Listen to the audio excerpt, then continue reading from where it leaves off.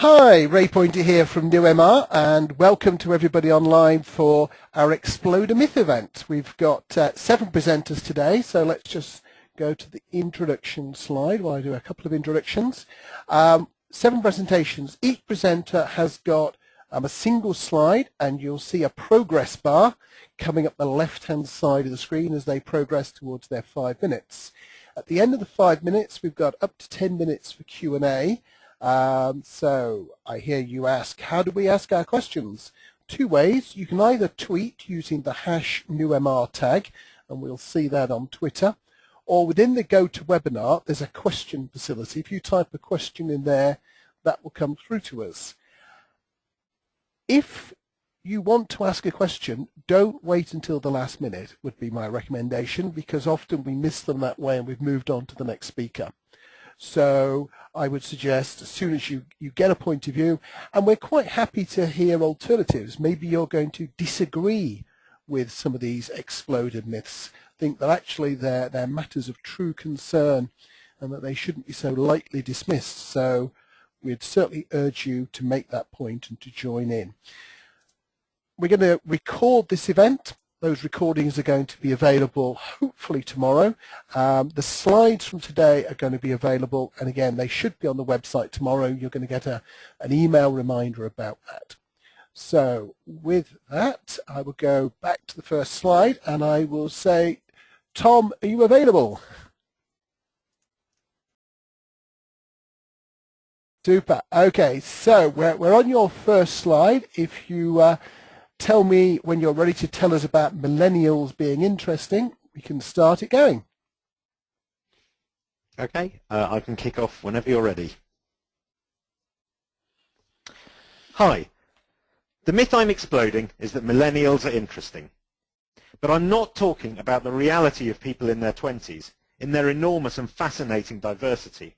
I'm talking about millennials, their idealized, blanded out marketing zombie version. Young people are awesome. Millennials are a construct designed to make them safe for marketers. The millennial is to a real 20-something as a stock photo is to a selfie. Before we talk about millennials, we need to define them. Or maybe we don't. Nobody else has. Millennials are a generational cohort that starts and ends at the convenience of whoever's researching them. The upper age bound is anywhere from 25 to 37, and I've seen the lower bound set as low as 8. Every study is different. But even if there was a fixed definition, people 18 to 34 right now say, the concept is still a scam. The idea of generational cohorts comes from sociology. The idea was that a cohort is unified by going through a particular event when young, like the civil rights movement or 9/11. But marketers have steadily expanded the idea, so the cohort is unified by much broader experiences and also by attitudes. At the same time, it's come to dominate targeting conversations, pushing demographic markers like age, gender, ethnicity, and social background to the side. But this expansion of cohorts makes little sense. The cult of the millennial asks you to believe that a 34 and an 18-year-old have more in common than a 34 and a 35-year-old. And the fixed bounds of the cohort mean they always will. The same marketers talking about how we live in an era of constant change feel that the best way to express that change is in fixed groups spanning 2 entire decades. This is horoscope thinking. But flawed definitions can still produce useful results, can't they? Studies of millennials tend to be heavily attitudinal. 50% want to work for a business with ethical practices. 45% think the internet is the most reliable news source. 55% consider themselves a happy person. In the numbing pile-up of percentages, the odds of anyone agreeing with all of them diminishes. What's being described is not people, let alone behavior. Millennial isn't a demographic, it's a genre. It's a genre anyone can fit into. The picture you're looking at is my results from a Pew Research quiz. Despite being 40, ich bin ein Millennial. And marketers love it so much because it's a genre, with marketing portraits of millennials as its purest expression. Millennials crave authenticity, yet are desperate for brands to engage them. They strive for uniqueness, but love to connect. They are naturally creative, with entrepreneurial goals. They sound great, quite frankly. They sound like exactly the sort of people you'd need to pay marketers a lot of money to reach. Come to think of it, they sound like marketers. They are young people as business would love them to be. Where's the harm, though? If marketers and researchers have created an image of the millennial that's palatable to brands, it's still not an outright lie. But look at the timing. Pull up Google Trends for the word millennials, and the interest in them begins in 2007 to 8 and builds very steadily from then. In other words, a fascination with the millennial cohort is a cultural artifact of our particular times, the era of the Great Recession. And this feels slightly sinister, because young people were profoundly affected by the financial crisis. Some interpretations of the recession see it as a generational heist, falling house prices and failing banks shored up by policies cutting away at young people's futures. Youth unemployment has soared, job security has plummeted, and even privileged young people are expected to work for free.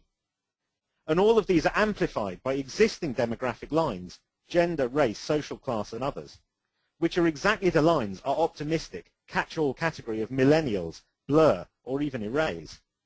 Every study of millennials stresses how diverse they are, while trying to find ways to ignore that diversity and create a giant cozy umbrella category.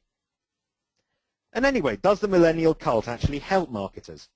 Marketers try to target millennials, but they use the idealized descriptions of them as a guide, so their communications are speaking to a minority. It often doesn't work, and they are caught in a vicious circle. Rather than say, look, this thing we're targeting probably doesn't exist, they instead say, millennials are so mysterious and hard to market to, we must spend even more finding out about them. Ultimately, I reject the idea that millennials are interesting, because millennials are a pointless umbrella category designed to sanitize young people and marginalize any that don't fit the cliche.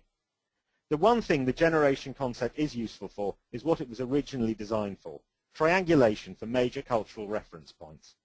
The rest is nonsense. Researchers help create the cult of the millennial. We should do our bit to end it. Thank you.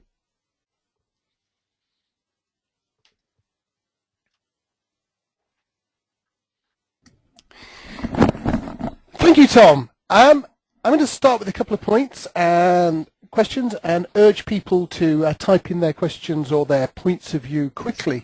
Get stuck in. The text of that, which you'll be unsurprised to learn I read, will be up on my blog after the session as well. And I'm just going to scroll back. That's where you'll find Tom's blog, the Blackbeard blog. One of the best market research. Yeah, one of the best blogs, I think, on the internet as far as market research is concerned, which is a small world, but nevertheless one we're interested in. So would you agree then that before and after Lady Chatterley's lover, before and after the 60s, was a generational thing? Are the baby boomers, for example, a real generational thing? I think that social change is real, but social change doesn't just affect a particular chunk of people who are living at a particular time. So like, for example, the internet, which is the big social change that millennials talk about, and the whole idea of digital nativism and this kind of thing. The internet obviously affects an enormous number of people. Being affected by the internet is kind of, as I say, a genre of something. It's not something that's kind of, it happens to one set of age-defined people and not to other ones. And it doesn't happen to everyone within that set of age-defined people. The interesting thing about the 60s is that, of course, politically, an awful lot of people thought that there had been a huge generational shift, that, the age of Aquarius had dawned, sexual intercourse had begun in 1963, to quote the poem you were referring to. And actually, the left in the 60s kind of banked an awful lot on that this was a real thing. And they believed in this kind of generation, the young people of today. And then what happened is they got absolutely hammered in the 68 presidential election in the US, because actually young people broke out, almost as much for Nixon as they did for the Democratic candidate, because they completely misread it. They'd assumed there was this homogenous generation that was going through this huge shift. And actually social change happens at very, very different speeds across very different things. So the baby boomers are a generalization, which is kind of, useful in a knockabout way to kind of like, shake your fist at the boomers for doing particular things, or at the X's, of whom I'm I'm officially one, despite the very flattering Q quiz. But I don't think that in terms of like serious analysis, I don't think they're a terribly useful idea. And who do you think is really keen to keep this sort of labelling alive? Is it the researchers or is it the media sellers? Oh, yeah. I mean, it's not the researchers feed it. They feed the beast. They don't particularly, you know. I think the reason I'm doing this at an Explode a Myth research day, because it'll have me. But the main reason I'm doing it as an Explode a Myth research day is that I think researchers have the potential to produce more kind of nuanced and interesting pictures of young people. I've seen actually people do it. There was a very good presentation at the MRS a couple of years ago, which kind of looked at, you know, young people in the UK and did a fairly trad segmentation, but it kind of like produced a lot more interesting kind of gradations of experience than the sort of slightly pat, millennials work tends to. The people with the appetite for millennials are the media. It's a media and business thing. It's slightly disappointing seeing the business press fall for it so much. The kind of, you know, Harvard Business Reviews and Deloitte and this kind of thing do it. You know, you'd hope their thinking would be a little sharper, but they're trying to appeal to people who've got a limited attention span and don't have much time for nuance. So now we've got a quick query from Scott Weinberg about whether or not the speaker or the myth is busted. So when we say busted, we mean that the myth is busted, as in the famous show that we've not borrowed the name from really, on the Discovery Channel.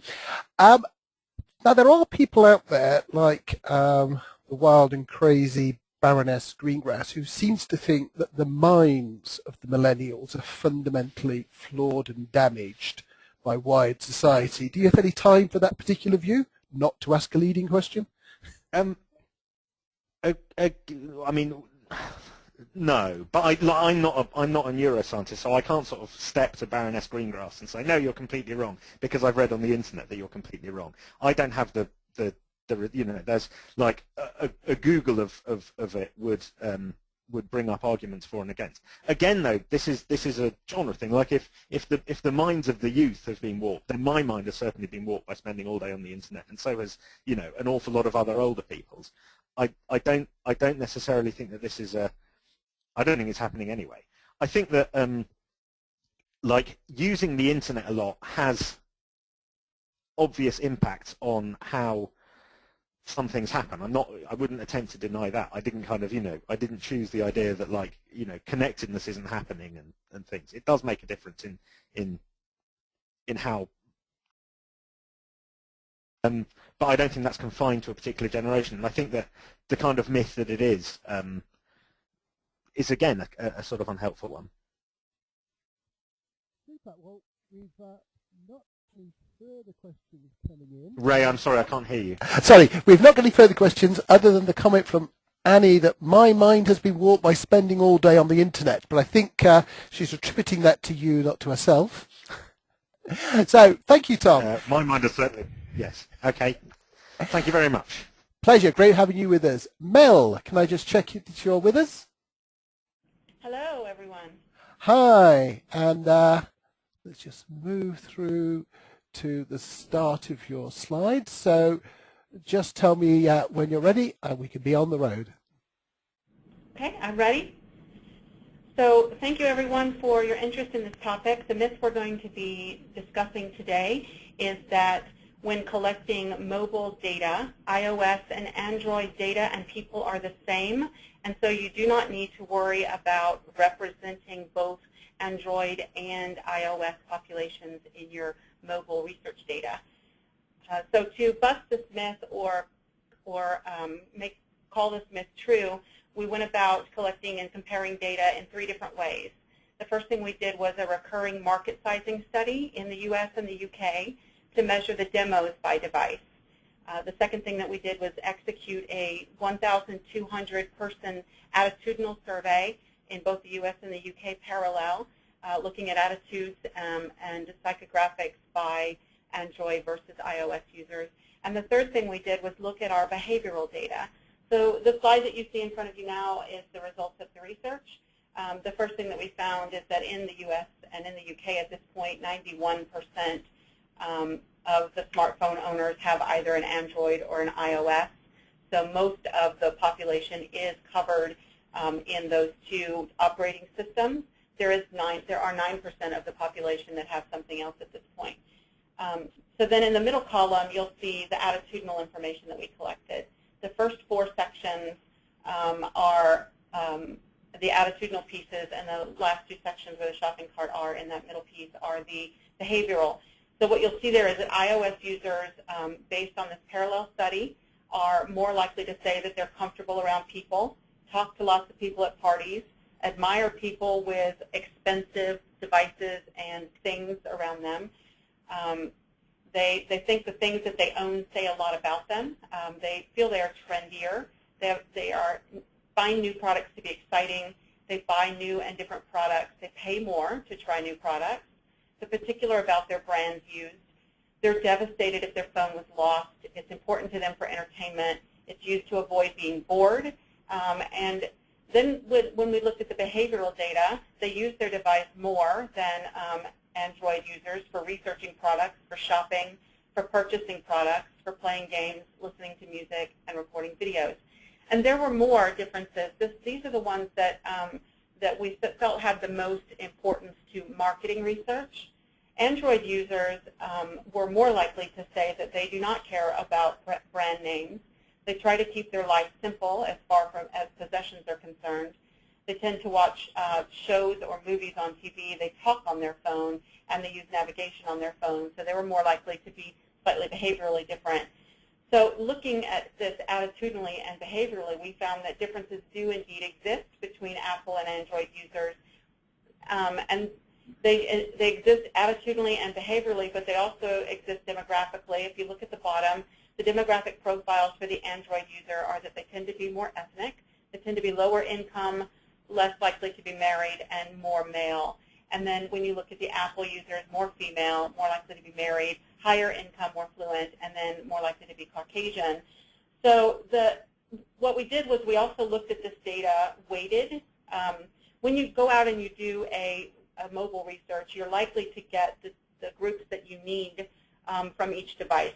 So if you can find the ethnics on the Android, you might perhaps get more ethnics on an Android. So we looked at it just simply based on census. If we were to just collect census population for Android and compare it to census population for iOS users, what would that look like? And we saw these differences. But we also wanted to make sure if we controlled for the demos and we weighted the demos so that they were comparable between the two, do the differences go away? And they did not go away. These differences that you see here stayed differences even when the demos were head-to-head on attitudes and behaviors. So not only are there demographic differences, attitudinal differences, and behavioral differences, but the differences you see here and the way they approach buying, the way they're willing to spend more, are important, highly relevant to marketing research data, where oftentimes we're specifically looking to understand product adoption, buying choices, purchase triggers.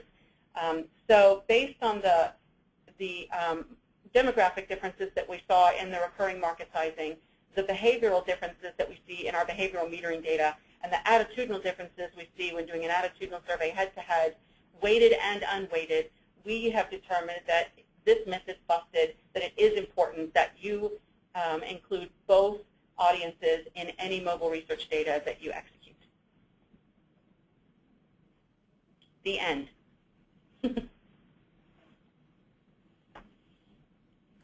Okay, so there's Mel's interpretation that myth is busted. So let's go to the Q&A. And this time we've certainly got a bunch of questions coming in already. So Reinecker asks S3 and S4. So I guess that's Galaxy. I'm going to back up before we come to Reinecker's question. Actually, in one sense, we're comparing apples and oranges when we talk about iOS and Android, because one of them is Apple. It's a brand. But when we say Android, we could be talking about one of 20 phone manufacturers, one of 20 different versions of Android. And we quite often treat the two conversationally similarly. Do you think there's a problem with doing that, of calling, of Androiding too many different things together? I I do, but I will say that the specific myth that I was attempting to bust or proclaim to be true was the myth that if all you have access to is the Android data, any Android data across all different providers, that's okay. It's okay to exclude iOS, or on the reverse, if all you have access to is the iOS population, the iOS data, that's representative enough and you don't need the Android. So this research was specific to that question, and there are lots of times when, due to proxy issues within behavioral data, that you end up with one or the other, and you want to make large decisions based on just the one set of data, or due to your app only working on the Android side, or only having access to the Android population, that's sufficient enough, and that you can leave out the iOS data. And so that would be wonderful if it were true, if we didn't really have to worry about making sure that we have both operating systems covered when we're doing market research. But unfortunately, we've found that that's not good enough, that because of the attitudinal differences and the behavioral differences, we have to have both. So, great point. Coming back to Reineke's then, so do you have any feedback on how much of this might be one type of mobile on the Android side, or at the moment is it just an Android picture? Oh, so this is all types of Android. We did not do device type within the Android population, but it does include all types of Android devices. And we would include all types of iOS devices if there were more than the Apple, but unfortunately there's only the one. So we've included every possible versioning of mobile and Android and mobile iOS that we could include. Now, we've got a couple of questions here from people asking about the coverage. So possibly some people miss the starting point. So what countries were covered, and did you see any differences? This is the U.S. and the U.K., and all three, the market sizing, the attitudinal, and the behavioral data was looked at for both countries. We saw slight differences in the UK on usage and slight differences in the population, but not sufficient to change the directional findings and not significant that the statistical differences went away. So no differences in the overall results of the myth-busting. Any difference between phone and tablet that you're currently aware of? So that's a great question. I can go back and look at that. I don't have the answer in front of me. We've done quite a bit of that research in the past, though, and we have found that tablet owners on iOS act a lot like iOS smartphone owners, and tablet owners on Android act a lot like Android smartphone users. So the Android people look alike no matter what device they're on, and same with iOS. I would expect those findings to extend to this, but I can go back and confirm. That would be super, and we'd certainly invite you back to hear more about that. Now, there's a suggestion here from Scott that maybe one of the big differences here is that Android can be an awful lot cheaper than an iOS Apple machine. Do you think that that is a reflection, or do you think that when you were looking at the demographics and you were controlling for things like income, that it was still coming through? I do. So two answers to that. I do think that the Android devices being cheaper draws a population that would prefer to pay less. That speaks to the attitudinal differences that we saw on this page, where iOS users, the devices are more expensive, but they are the type of people who want to pay more, who feel better owning something that's more expensive, who feel they are trendier and are just willing to buy more expensive devices. So the price points and the marketing around those price points actually drive the attitudinal differences that we're seeing in the populations within each of those device types. So we did measure the differences in the demographics, but then to make sure that our findings held true, we also weighted the demographics head-to-head, and the differences still existed. So it really is about the populations going to the devices being inherently different. Some great questions in here, and I'll share them with you afterwards, because I don't think we'll get through all of them. But were you able to look at any sort of behavioural differences? And there's a question here from Nadine about, for example, uploading videos versus watching videos or any of those other bits and pieces? We were, and I have more data I could share, but if you look at the very middle of the slide, the shopping cart and the little box with the arrow in it, those are behavioral differences from our metered behavioral data. The iOS users are more likely to research products on their phone, to shop on their phone, purchase products on their phone or their device, their tablet, more likely to play games, more likely to listen to music. Part of that is because of the iTunes feature that's on an iOS that's more likely to actually listen to music that's on their device as opposed to streaming music, and then more likely to record videos. So there are behavioral differences in the way they download and upload, as well as the attitudinal differences. And that's actually a really important one. Behavioral data has come a long way, and people are beginning to use it more. And we actually have to be very careful to make sure that our clients understand that there are big differences in Android behavioral versus iOS behavioral data because of the devices themselves and the type of people that use those devices. And just to link this to some other research I've been seeing recently, if you look at the proportion of market research studies completed by people on iOS, it's bigger than the install base. So they seem more likely to take part in online surveys as one of those behavioral differences, which is a little bit scary for us, I think. Yep, I agree. And so, I mean, I see one other question on here. You know, how many ways do we have to control? It came in on Twitter to me. How many ways do we have to control in our sampling?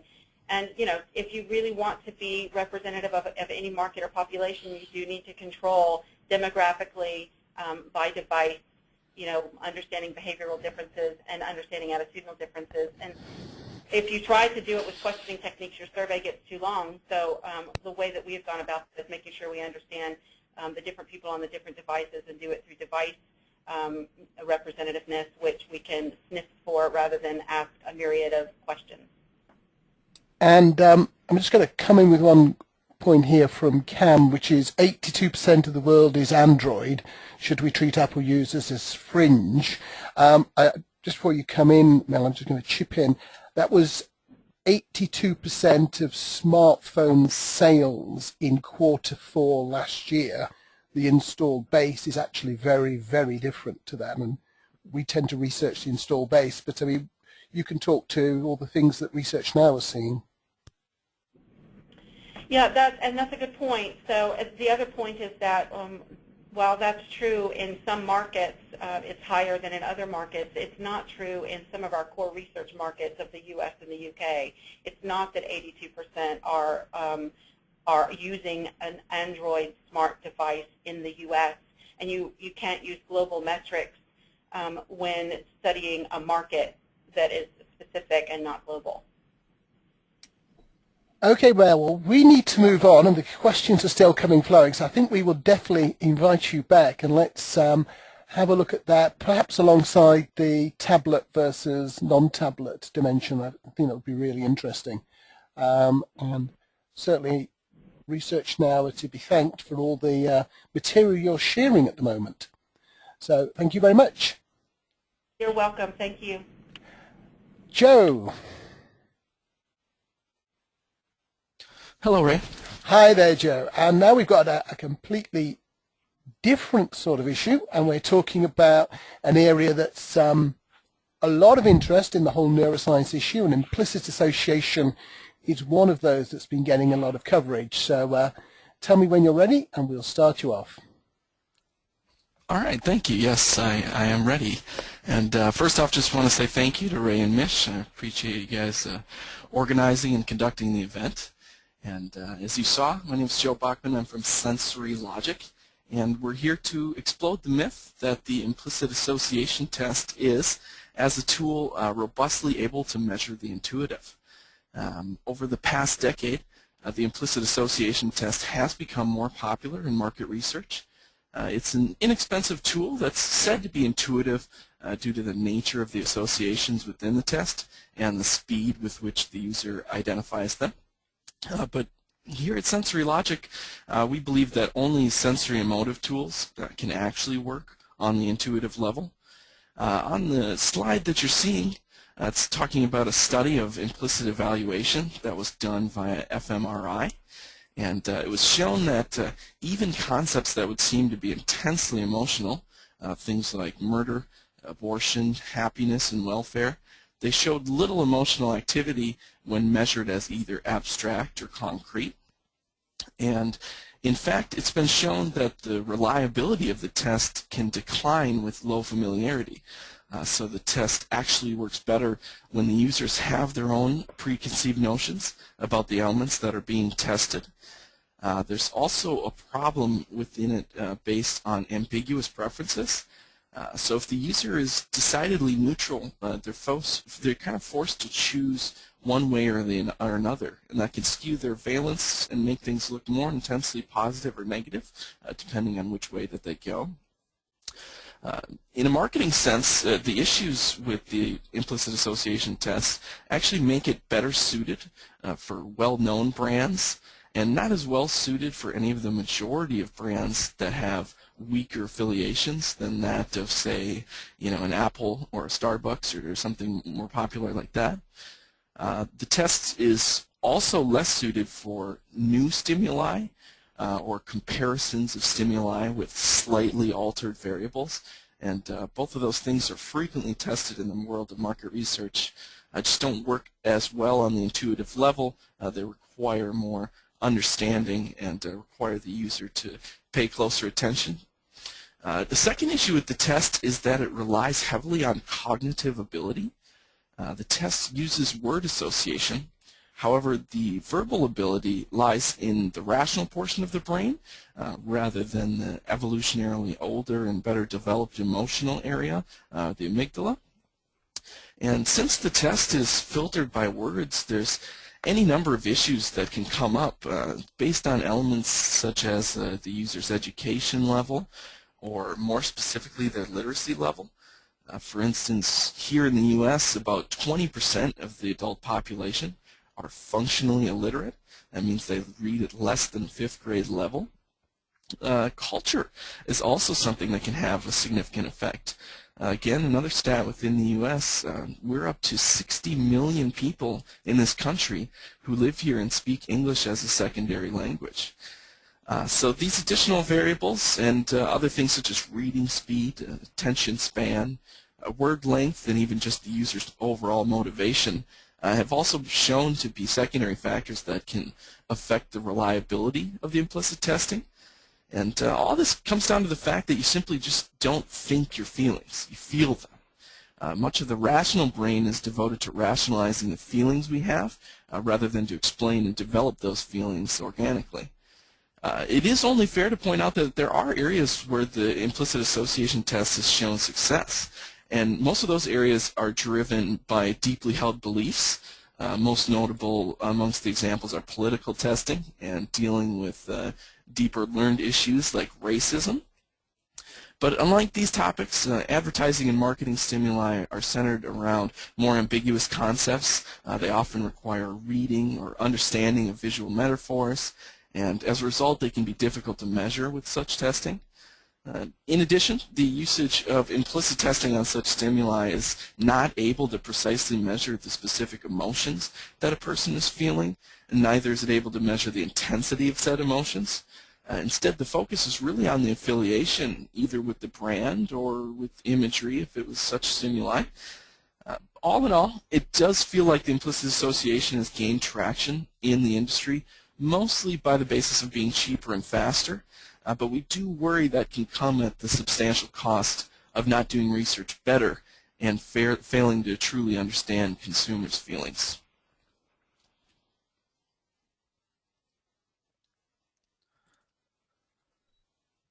Thank you, Joe. And here Joe's colleague, Dan Hill, was going to be joining us for the speech, but is actually in transit. And Dan has produced a number of very readable books, and so we've got those mentioned there. And here's Joe.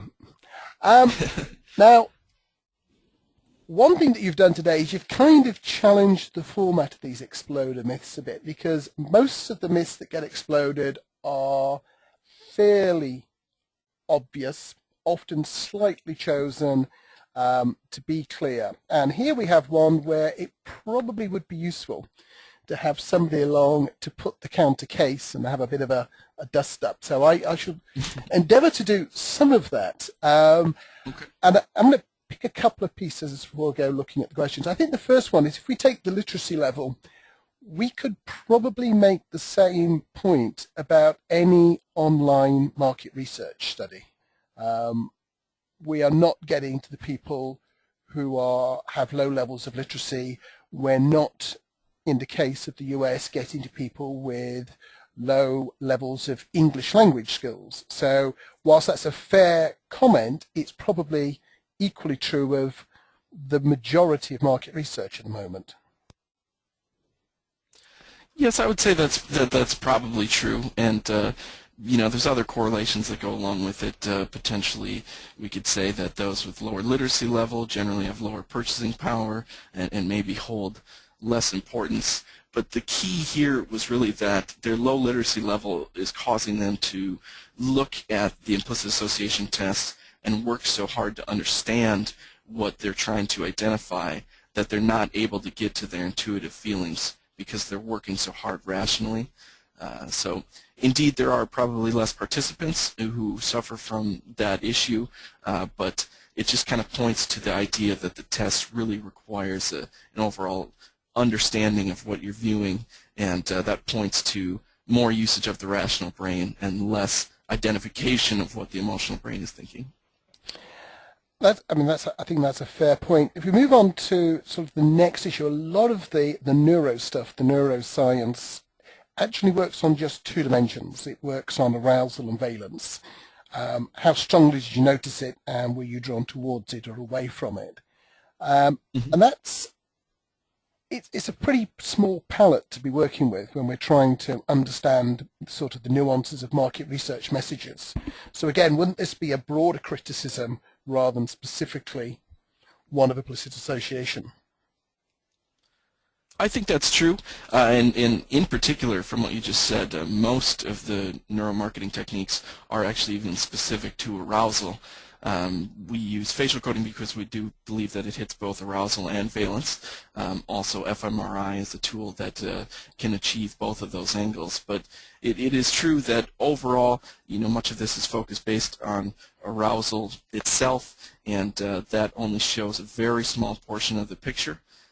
We do like to, in all of our market research tests, they include facial coding and frequently verbal output so we can understand the rationalization behind the emotions that we are unveiling, and that rationalization along with the emotions can really help to tell a much larger picture of their overall mindset.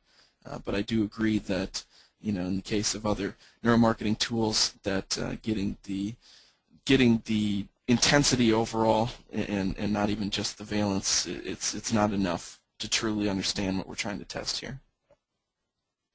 Okay, we've got a question which I'm sure will delight you here from Simon Shaw. If IAT isn't the right tool to measure emotions, what would be?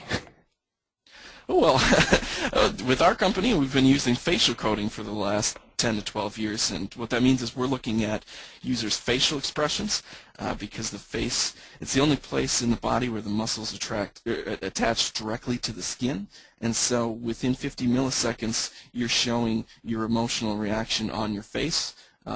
This can try to be suppressed, but micro expressions and things like that do really show what you are feeling, and it allows us to do so in a way that's not obtrusive to the user. As I said earlier, fMRI is a tool that can cover both valence and intensity. However, it's not a very natural environment. It's also a very expensive tool. So that's why we went with facial coding specifically. And that's the tool that we believe can handle it the best. And whenever we talk about facial coding, one of the issues that comes up is scalability, because it takes I don't know how many hours to train a facial coder, whether it's 10,000 or less, but it has a problem. Where do you think we are on automated facial coding and automated facial coding via webcams? Yes, yeah, that's something that we're extremely interested in, and we spend quite a bit of time evaluating different automated solutions. We are still a manual solution, but we are excited to see what has been coming out. Within the automated solutions that are available now, nothing has really been able to identify individual AUs, which are action units or expressions that were detailed by Dr. Paul Ekman. And within the automated solutions, we notice there are a number of issues that come from overall facial movement and the usage of webcams to map out the face. Many of the solutions are overly dynamic, showing that a user has a number of feelings that are constantly changing, whereas our view of facial expressions are that you're usually at a neutral state, and when your facial expression changes, that's when we identify a point where you've had an emotional reaction. So far in the environment of automation, none of the solutions have adequately identified these AUs for us to begin using them, but as I say, we're very excited about what developments could be on the horizon, and constantly are looking into new technology to see where we think it stands and to test it out versus manual facial coding. Okay, Joe, thank you very much, and we'll see whether the audience think that was busted. Okay, Thank you, Ray. Leslie. Hello? Hi there, I was Leslie. trying to get my phone off mute there for a second. Yes. Okay, now we've got a slight change in pattern. I've just tell the audience here. We have two presentations that are on a very similar topic. Research participants are only motivated by incentives, followed by respondents are reluctant to take part in research. So we're going to take Leslie's presentation first. We're getting quite a lot of background noise from somewhere. I think if it's not myself. Then we're going to take Maya, who is going to do her presentation, and then we're going to take a single Q&A to both Leslie and Maya. So let's just pull up your slide here. Okay, Leslie, so let me know when you're ready to go. Yep, no, I'm ready to go. Just can you still hear some background noise? Because there's some buzzing in the meeting room that I'm in, but there's not really much I can do about it now. No, it's all good. Okay, that's fine. So today I'm going to be looking at busting the myth that research participants are only motivated by incentives. So here at Vision Critical, we conduct millions of interviews a year across around 700 or so insight communities across the globe. And in almost none of these do we actually pay our members per survey. So instead, our communities tend to use either prize draws or have absolutely no extrinsic incentive for our members at all. Our community members are fairly rational, so when there are prize draws, they know that their chance of winning is fairly small, and the prizes themselves tend to be quite small as well, among the realms of £100 vouchers here and there once a month.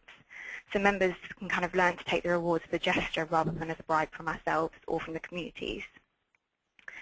So I've seen that, you know, online research communities have got some really good examples of when other more intrinsic incentives are the main motivation for people to participate. And today I'm just going to talk to you about a couple of the research projects that I've been working quite closely on recently that don't use any financial or extrinsic reward at all in order to try and bust this myth wide open. So one of the communities that I currently work really quite closely with is the BBC research community Global Minds. It's their global insight community. It's probably one of the longest running communities here in the UK, and it's in its fourth year or so of research activities. It's around, I think it's around 10,000 or so members strong at the moment, so it's quite a large one for the UK here. We tend to contact our members of Global Minds around once or so a week with a new study or a new forum for them to take part in. And in absolutely none of these projects since the beginning of this insight community have we ever used any form of financial reward as an incentive for our members, but we still see a really strong response from our members on all of the activities that we undertake.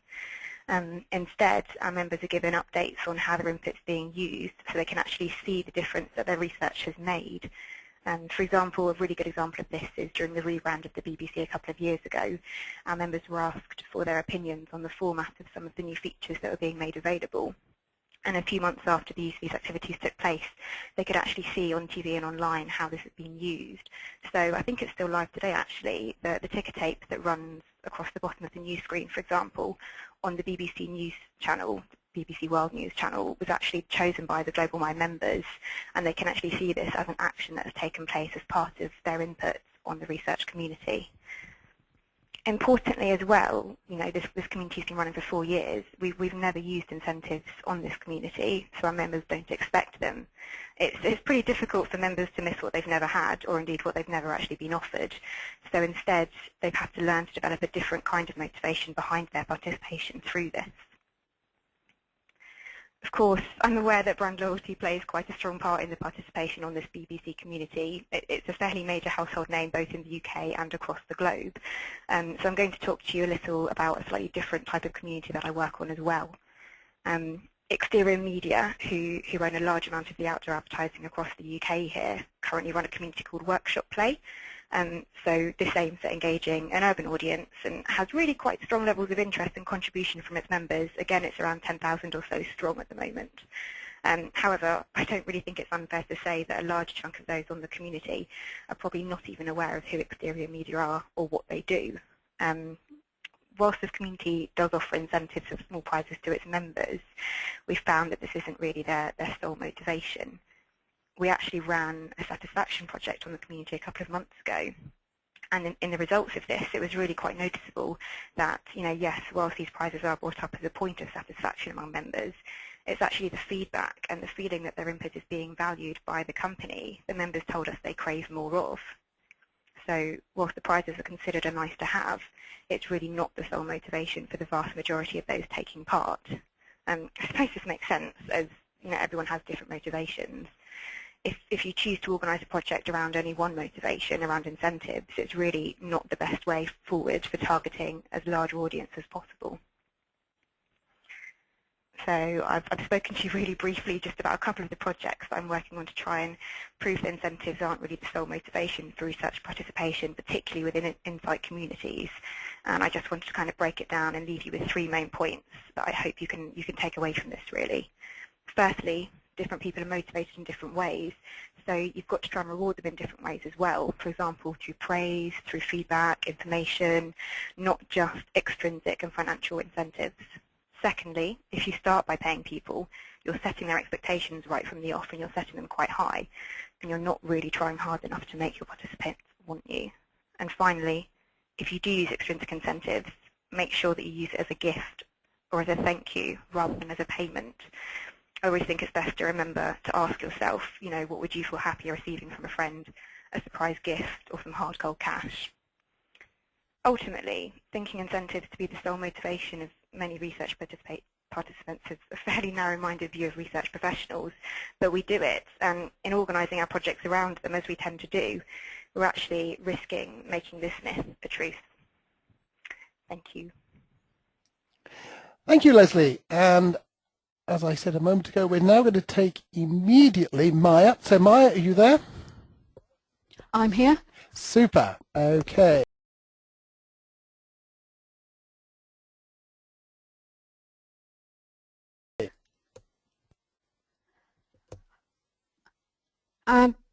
What I want to talk about then is this dangerous malady that some people think our industry is suffering from, called respondent fatigue.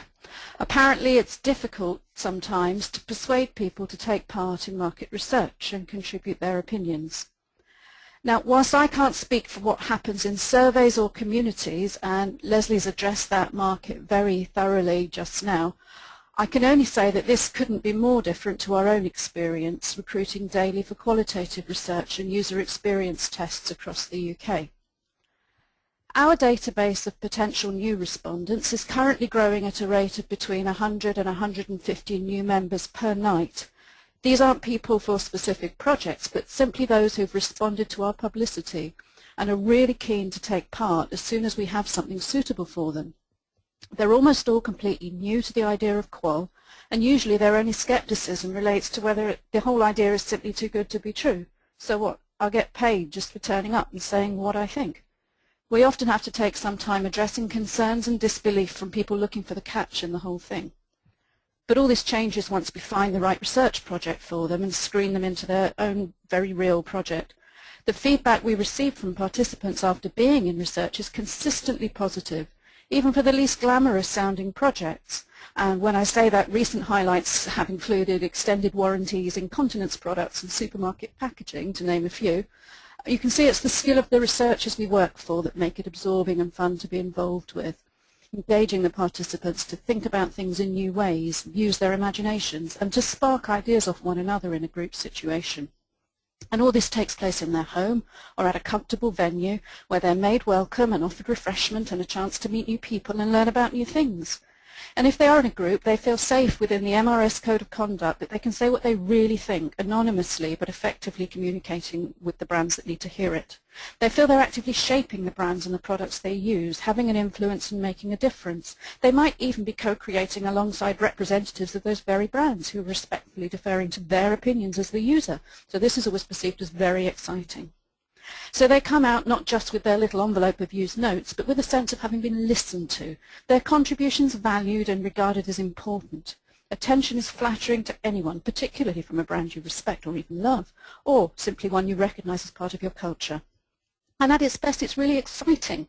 Inevitably, some categories make for sexier experiences than others. Anything related to new product design or unreleased technology and so on tends to get everyone's juices flowing.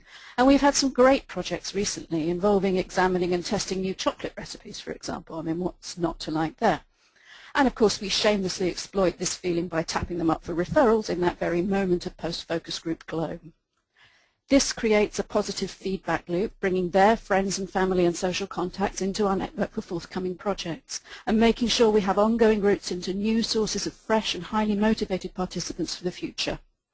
The only real reason, incidentally, that people unsubscribe from receiving our invitations is disappointment at screening out when applying to take part in projects. Sadly, there's nothing we can do about that, of course. As researchers, your eligibility criteria are what everything depends upon, and we have to elicit responses via robust and open questions every time. That's our job, to recruit you the right people, not the keenest or the loudest or the first to reply. If they don't fit, they don't get in, and that isn't influenced by whether it's their first attempt or their 20th. We also have to continually promote the potential and how wonderful it's going to be when we do finally find exactly the right project for them to take part in, of course.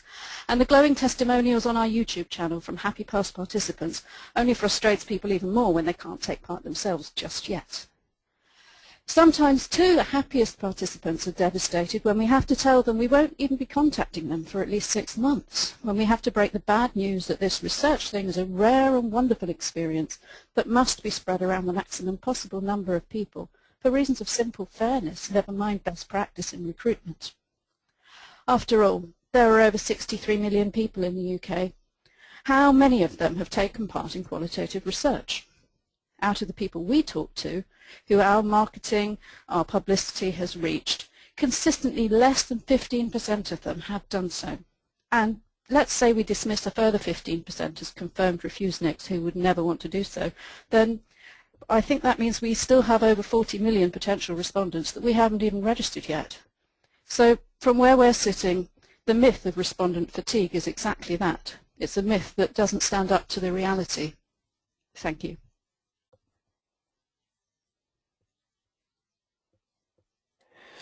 Okay, Leslie, Maya, thank you very much. And it seems like there is one theme that you both have in common there, which is that perhaps researchers have got the wrong idea and that we think research is boring.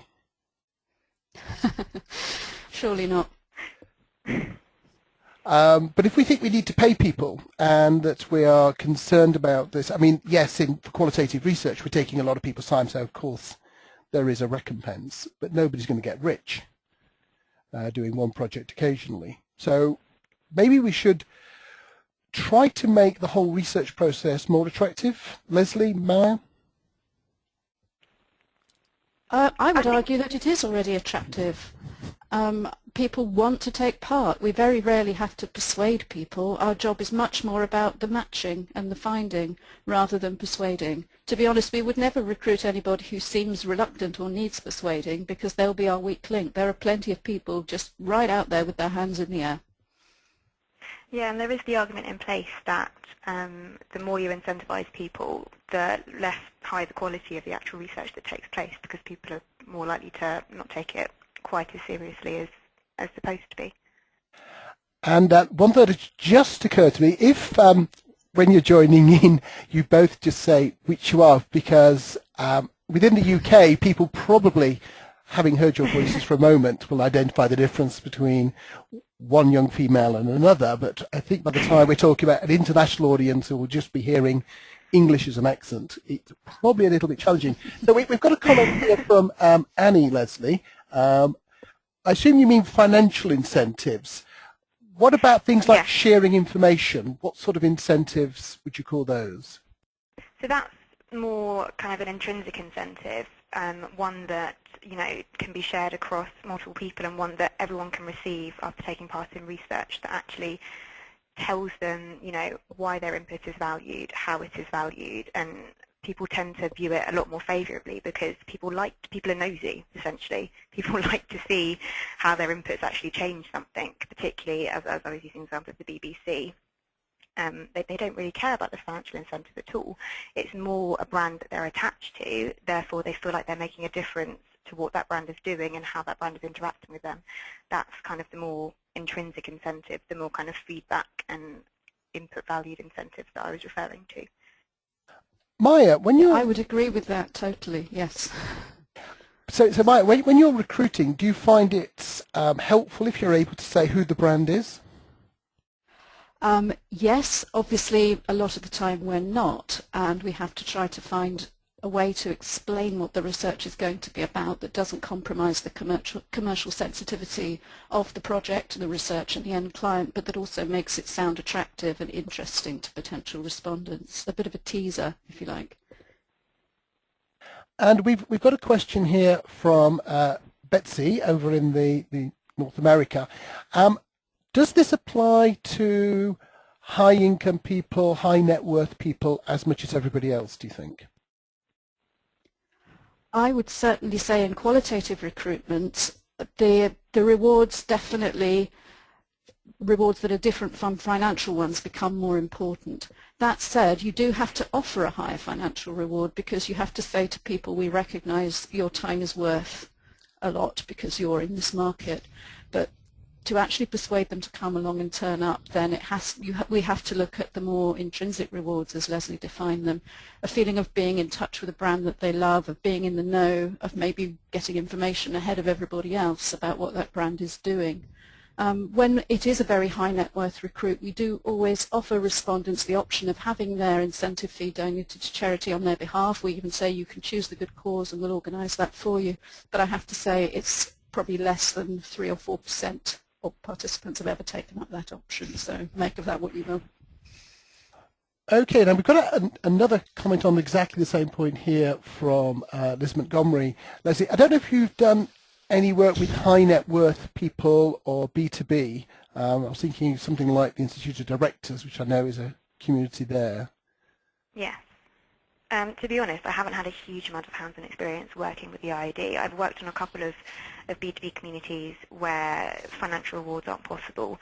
They are a lot more difficult to incentivise because quite often they know a lot of what's going on in the company anyway, obviously, because it's the B2B. But to be honest, I don't have the experience to be able to answer that much on those sorts of communities. That's fine, that's fine. In terms of communities, just going to stick with them for a moment, Leslie. How are they recruited and how long do people tend to stay? So just thinking about the BBC and the workshop play. So the BBC is quite unique. The community that we run there, it's for essentially anyone but people in the UK. It's the global community for their Global World News channel. And the majority of their recruitment comes through their website. They have a pop-up survey that comes up on their website that members will take to provide feedback on the website, on the BBC News website, and then get asked if they want to join the community. They've got really high recruitment rates. I think they have a lot of expats in their community. They have a lot of different people in. I think we've got over 200 countries worth of people on the community, and it's all people who want to feel involved in that particular brand. I think they recruit maybe 300 to 400 members a month. Workshop play is slightly different. I don't know whether or not if you've been to London at all, or if you're based in London, you might have seen a lot of posters around on the London tubes, because obviously they're an outdoor advertising company. The majority of their recruitment comes through their outdoor advertising and also through social media.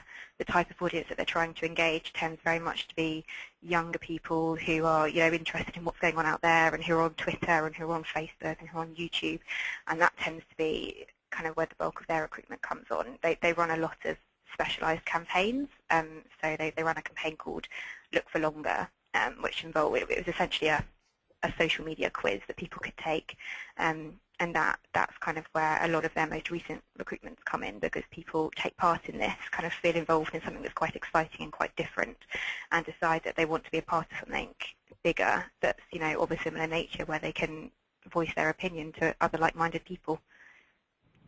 And Maya, we've got time for just one more quick answer.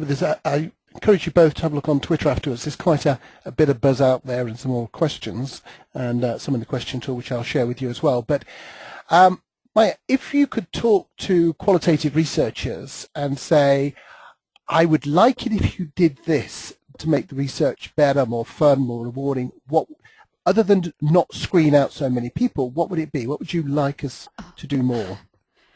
That's great. How long have we got? No, seriously. Obviously on the screening front, the more we can focus in on the important things that actually matter, but you've already addressed that. In terms of making it more exciting in the room, I honestly think most of the clients we're privileged to work with get that right. I mean, the feedback we get from participants is so positive. Very occasionally people mention being asked the same thing in different ways, and obviously as researchers you've got very good reasons for doing that, and maybe over a 2-hour discussion occasionally participants report, well, they did keep going on and on about this, and I could tell that they were after the same thing, they were just asking it in 7 different ways. It might well be that that's something that you definitely need to do within the groups, and the participants just have to put up with that and take their 40 quid at the end of it. But I'm trying to think of negative things. That's about the only thing that we have as a theme, that sometimes people feel hemmed in by the discussion guide, that they feel the thing they want to talk about isn't necessarily where the researchers want to be talking about it. But of course it's the researchers who are doing a job and who are paying for it at the end of the day. Super. Okay. Thank you, Leslie. Thank you, Maya. And we come to our penultimate presentation, Rick. Hello, everybody. Hi, and it's quite early in the morning, I think, for you, Rick. Well, not so early anymore. Now it's 8 o'clock, so we're all good. Super. The world is getting smaller, but we all take our sleep at different times. So again, if you're just a little bit quiet. Here, let me try one other thing then. One second. So if you've got a Mac, you may have a gain problem, I believe. How are we doing now? Oh, that's great. Okay, just tell me when you're ready. I'm ready to go. So good morning, everybody. The world is changing as far as the way that we gain and use information, and we're moving more and more to mobile devices and away from our PCs and our laptops, and it's happening especially in market research, to the point where even when we're doing online surveys, it's stated that 25 to 30% of the respondents are taking them on their mobile devices because they're checking their emails through their mobile devices. And then once they get the link to a survey, they're actually just doing it on their mobile device rather than waiting to go to their PC to take the survey. And many things have changed with that. The format of the surveys, the responsiveness of the surveys, the panels for the surveys, and how we interface on a touch interface rather than a computer screen. The most important thing that's happened is in mobile research, we're moving away from recall surveys, talking about a product after we bought it, looking at screener questions, have you bought headphones in the past 3 months, and then if you say yes, you take a survey, versus the ability to do surveys with people in the moment while they're actually shopping for the product. It becomes a highly engaged conversation when you're talking about buying a product, when you're buying the product versus how you bought the product after you bought the product. The assumption was surveys on a mobile device would only last about 5 minutes because of attention span of people. But actually the opposite has happened. What's really happened is people want to say more, people want to interact more, people want to be more engaged and provide more information. They love to take pictures. They love to answer open-ended questions in actually longer responses than what we used to see in online surveys. And the touch interface allows them to be much more engaged in the process. We found that people are actually willing to take surveys in parts where they take a portion of the survey in the store when they're buying the product, and then once they get home, they'll actually take another even longer survey that could be up to 15 minutes long about how do they use the product, what do their family and friends think about the product. We've done some recent surveys with food products where people are buying a packaged food. We do a survey about the different products they're looking at, the different things they're doing. And then once they come home, we're doing another survey with these same people about actually preparing the product and eating the product with their family and friends, along with audio verbatims, along with pictures, along with videos. The surveys are so much more robust, and the ability to do a longer survey becomes longer and longer and longer. During the holiday season, we did surveys with people about planning to buy purchases for the holidays for gifts, actually going to the stores to buy the products, and then the actual wrapping of the gift, and then the giving of the gift. And over the course of the different parts of the survey, people were engaged in the survey process for sometimes more than an hour, with probably sections about 12 minutes at a time of being involved in actually taking the survey. And they really liked it, and part of it is the reason the devices are just getting more robust. Our phones are getting bigger, our phones are getting more powerful, they're totally widely used, and they're always with us. So in reality, it's very, very rare. Our company only does mobile research. I would say 2% of the surveys we do are 5 minutes or less. 70% of the surveys we do are 8 to 12 minutes, and then the rest of the surveys are even longer, from 13 to 20 minutes, with a few surveys being tested even longer lengths than that.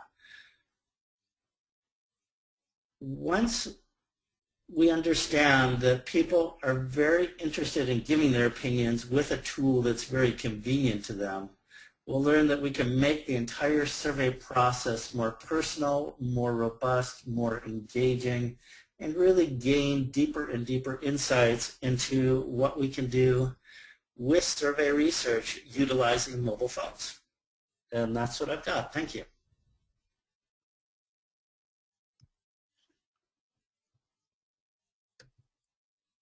Thank you, Rick. And that takes us to questions. So I urge people to put in their views, and I'll come back to Anne in a moment. But why do you think people are saying that mobile surveys need to be short? And they have different definitions of short. But one hears it very frequently at conferences. People get up there and they'll say mobile surveys need to be short.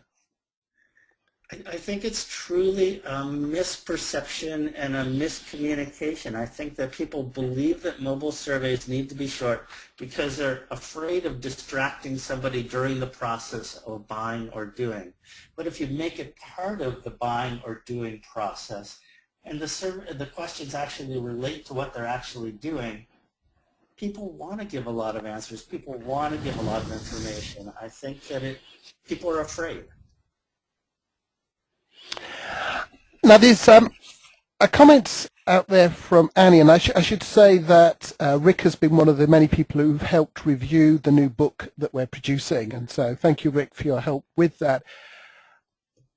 And we've looked at a lot of ROR. There isn't any ROR that finds that people who are prepared to do a long PC survey are any less prepared to do a long mobile survey. So I think maybe we're just talking about the application of common sense rather than data, Rick, when people say they need to be short. Yeah, I believe so. We're testing a survey right now that's going to be actually over an hour long in length to see will people be compliant to do an extremely long survey on a mobile device given the ability to start and stop at their discretion. Can we take the survey length even longer? So once we test that out and find out, I'll be happy to report back to everybody the results, yes or no. I don't know the answer yet, but we'll certainly find out. Now, one of the issues, and there's a screenshot from Simon out there, is what about badly designed surveys? So if you've written it for a PC and somebody is just looking at it on their browser and they've got 12 columns of 12 rows and super tiny buttons, presumably that's not what you've got in mind. Absolutely not. You have to utilize the touch interface of a phone. A grid question in the format of a grid question that you would see on a laptop or a PC absolutely can't work on a mobile device. None of our eyes are good enough, none of our fingers are skinny enough to actually answer it. And it's been a bit of controversy even within the online world is, are people attentive to the grid or matrix questions? The way that our company and most likely other companies are doing it is you're breaking it up into separate screens. So a grid question is really a number of questions just stuffed into a single screen. When you actually rate an attribute, you go to the next screen, you touch on the rating, and then you just go back and forth. Problems like straight lining, problems like speeding actually disappear. I guess, again, picking up on some of Annie's points, isn't a criticism of long surveys something that should be equally applied to online and CATI and face-to-face and mobile? That if Absolutely. we are, sorry, Rick. Oh, sure, absolutely. Having an attentive respondent that's going to provide robust answers and real answers and actually pay attention to the questions throughout the entire survey is hugely critical, and the entire industry has looked into breaking up surveys with anchor questions and different ways to do it. It needs to be tested. It needs to make sure, we need to make sure that we're providing real answers to our clients so that they can provide insights within their own internal teams to make better products and services. A long survey can be a huge problem unless the person is highly engaged and has the ability to kind of start and stop and take breaks and take a breather. Now there's a question here from Cam about why aren't mobile surveys making more use of voice data collection? They are more and more. One of the reasons and one of the things we have to look at is typically mobile surveys are done in a store at a location. Sometimes I believe that the users, the panel members who are taking the surveys, to a degree almost feel funny talking into their phone, providing the answers when they're standing in front of a shelf, in front of a box, a bunch of cake mix boxes. But we're really working with that and looking at that and saying where is it most appropriate to use actual voice or audio and or video versus just typing in responses. There's a time and a place for each of them. And I guess we need to be talking about voice recognition, not voice recording, because otherwise we just create a problem for ourselves if we end up with a lot of recordings of voice as opposed to voice recognition, sort of Siri-style collection. Yeah. Well, again, it's very interesting.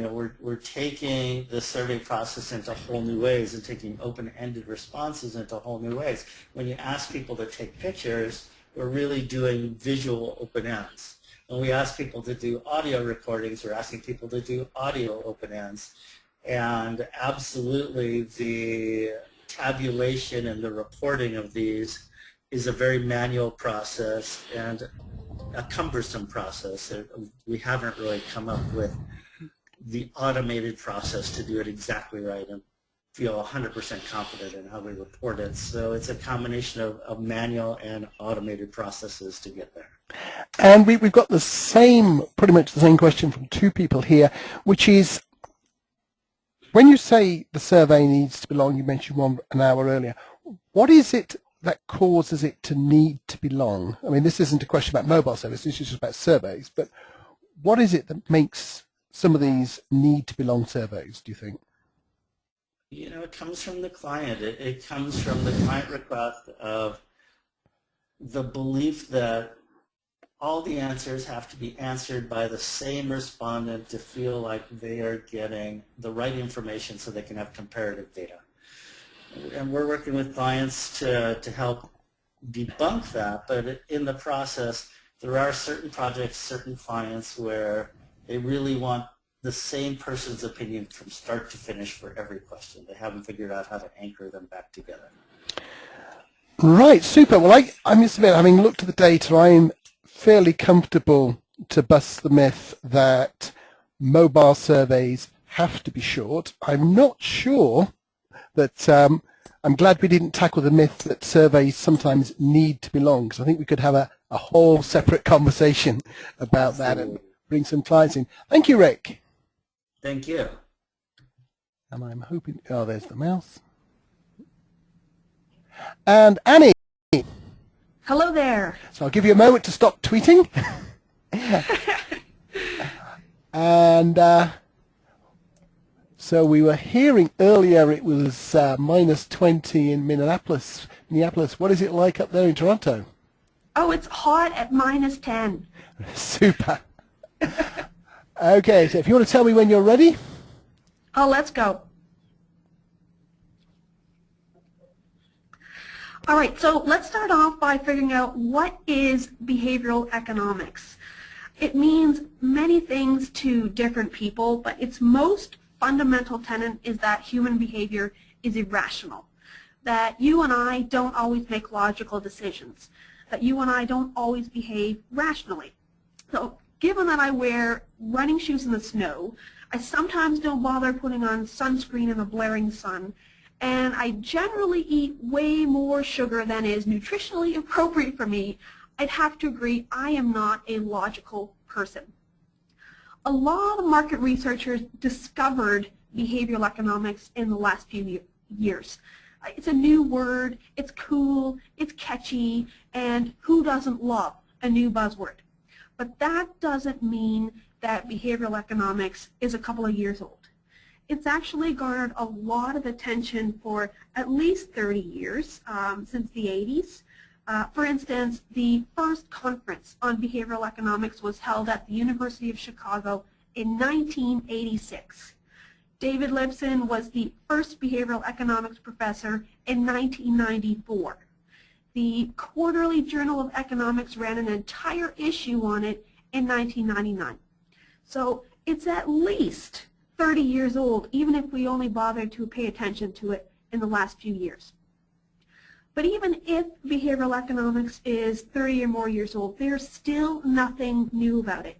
It's just gone by a different name that all of us are familiar with and got us bored to tears in the first year of university. You probably took a class in it, passed the class, and then instantly forgot everything you had memorized. It's called psychology. And psychologists have been researching the irrationality of human behavior for hundreds of years. Wilhelm Wundt, William James, Ivan Pavlov, these are name brand examples, but even the ancient Greeks studied the irrationality of human beings. So let's look at a few recent examples of research into rationality. Nearly 100 years ago, in 1920, Edward Thorndike coined the term halo effect. Essentially, your perceptions are skewed based on what's nearby. And no matter how much you deny it and assure me that you aren't that gullible, all of us are affected by this. An average-looking person is considered less attractive when they stand next to a supermodel, but then considered very attractive when they stand next to someone who hasn't brushed their hair or showered in a month. It's why we choose a $15 bottle of wine over an $11 bottle of wine, but instead choose an $11 bottle of wine when we could have had a $9 or $15 bottle of wine. Is that rational purchasing behavior? Not at all. More than 60 years ago, 1951, Solomon Asch coined the term the the conformity effect. He managed to get people to say that a line was long or short when it was just average length. He made people, including the poor gentleman in the top middle, squint and squirm for minutes before giving into the wrong answer that all the stooges gave. This is no different than you paying a door-to-door contractor to wash your clean windows, clean your empty gutters, or replace your 5-year-old shingles because all your neighbors just signed up for his services. Rational? No. 50 years ago, 1963, Milgram conducted obedience studies which seem to suggest that people who have no ill intentions will cause harm to other people simply because someone in authority told them to do so. And we've seen this in numerous different examples in other research studies. All of these examples are why Bill Cosby pitches Jell-O, Michael Jordan pitches Nike, Florence Henderson pitches Wesson Oil, and sadly, why Justin Bieber endorses proactive skincare products. Does it make any rational sense that people are more likely to buy products endorsed by celebrities? Absolutely not. The moral of this story is that just because you have heard about something for the first time today doesn't mean it never existed before today or that it's new. All it means is behavioral economics is new to you. And rant done. Thank you. Thanks, Annie. And we've got a couple of people already tweeting in and commenting in terms of agreement with its lack of newness and throwing up terms like in economic psychology and cognitive psychology and various other forms it's taken in the past. But if we ignore its newness for a moment, sure. Will it explain everything that we need to know about people's behavior? Nothing will ever explain everything. You need bits and pieces from everywhere. Parts of human behavior are rational. I know, guaranteed, if there is a pink whatever it is in front of me versus a blue whatever it is, I will always pick the pink one. That, I know I will do that. Other things, completely irrational. I don't completely understand why I did it. Research may explain the irrationality behind it, but every person's behavior is based on a whole host of different things. So in the end, there is no one perfect explanation for everything. Super, but I'm going to come back to just sort of one point about that, which is Einstein made this comment that no problem can be solved from the same level of consciousness that created it. So do we have a fundamental problem about trying to understand how our consciousness works? Oh, I completely agree with that. We really like to think we know why we do things, but there are so many rational and irrational reasons for why we do things that we just don't have access to. I could try to figure out why I choose that pink thing. I have no idea. I don't know. I can't figure it out. I could ponder it for hours. I will still choose the pink thing, and I cannot tell you why. So in the end, what it means, if we're going to try to answer questions, we have to accept that there are certain reasons we can understand, we can research, and we can explain. That's one part of the problem. There will always be the other part of the problem where I have no clue. I don't know. I will never be able to discover it. The margin of error on it is massive. Added to the non-probability margin of error. But it's a big puzzle that I don't think we'll ever really solve. Now, somebody else who's looking at behaviour a lot is Mark Earls and quite a few other people, obviously, but looking at herd behaviour, that in many situations we do what other people do, and Ash was talking specifically to that. If we take the view that a lot of our behaviour is copied, is there a limit to what we can find out by asking somebody what they are going to do, because all they are going to do is copy somebody? Yeah, and it's similar to my other answers. To a certain extent, part of behavior is predictable because it is copied. We know that's what people do, that's what they've always done, and that's what they will continue to do. but there will always be a part of behavior that we can't predict, that we won't necessarily copy, that the sun was in my eyes today and I did something different. But I do think a big chunk of it really is simple copying, simple prediction based on past behavior, and throw in a good wide margin of error for, I have no clue, I'm behaving irrationally at this point. Now, to turn this around a little bit and picking up on some of the questions that are coming in, what do you think that our late coming to the party with behavioral economics, cognitive psychology, is telling us about classic market research? Is it showing some bits are really quite flawed, do you think? I don't think I quite caught the question. Yeah, do you think it's saying that some of our existing ways of doing market research, like please rank these in their importance to me, maybe just a tiny bit flawed? Oh, most definitely. I know a lot of us, we really like to ask, what is your opinion about, how likely are you to buy, how likely are you to recommend, and people can answer all those likelihoods and make assumptions and presumptions and speculate, but for the most part, the real truth comes from what I did this morning, yesterday, last week, and last year. People like to think I'm not predictable, I draw a unique path every day, but that's not really how people are. But that's where market research is coming from. We expect that I can explain why I did something, why I'm going to do something, and along the same lines, what I feel about all these things that I'm going to do later on. I just don't think it's as truthful as we want it to be. That's why whenever I write a survey, I really try to focus on what have you done, what have you paid, when did you use a coupon, what was the value of the coupon, how many did you buy, because how many I did buy and what I did buy is far more predictive of what I am going to buy than me asking a likelihood of purchase. Now, we've got some interesting tweets from Lee, and I wish we've got Lee code on the line here, so, but I'll ask you the question instead.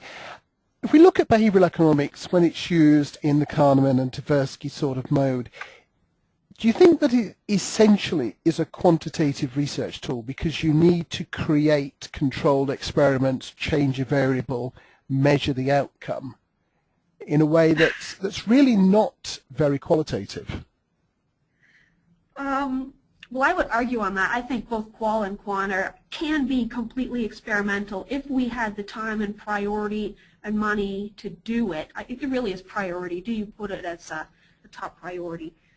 And I think a lot of cases for market research, our priority, sadly, truly, is speed. Question in, data out.